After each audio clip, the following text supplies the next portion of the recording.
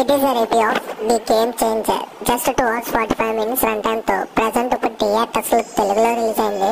మరి రామ్ చరణ్ గారికి ఈ మూవీతో అయినా హిట్ పడిందా లేదా, లేదంటే అదే సెంటిమెంట్స్ కంటిన్యూ అయిపోయా లేదా, ఈ విషయాలని తెలియాలంటే ఇంక ఈ మూవీ చూడాల్సిందే. నాకు ఈ మూవీ చూసాక ఏమనిపించిందనే నేను చెప్తున్నాను తప్ప ఎవరినో ఉద్దేశించి కాదు. ఈ మూవీ చూసాక నాకైతే జస్ట్ యావరేజ్ అనిపించింది. ఎందుకంటే ఒక రొటీన్ స్టోరీ చూస్తున్నట్టు అనిపించింది, కానీ అంత కొత్తగా చూస్తున్నట్టయితే ఏమనిపించలేదు. హీరో యాక్టింగ్ అయితే ఇంకా ఫ్లాష్ బ్యాక్ లో చాలా బాగుంది. అండ్ సాంగ్స్ కూడా యావరేజ్ గా ఉన్నాయి, అంత హైక్ అయితే ఇవ్వలేదు. కొన్ని సీన్స్ లో అయితే ఒక మంచి ట్విస్ట్లు ఇస్తూ అది బాగుంది, కానీ రొటీన్ గానే వెళ్ళిపోయింది. కామెడీ కూడా నాకైతే నచ్చలేదు. బీజిఎం బాగుంది కొన్ని సీన్స్ లో, అండ్ కొన్ని ఎలివేషన్ సీన్స్ ఉన్నాయి, కానీ అక్కడైతే సెట్ అవ్వలేదు. ఓవరాల్ గా మూవీ అయితే నాకైతే జస్ట్ యావరేజ్ గా అనిపించింది. హీరో యాక్టింగ్ అందరి యాక్టింగ్ బాగుంది.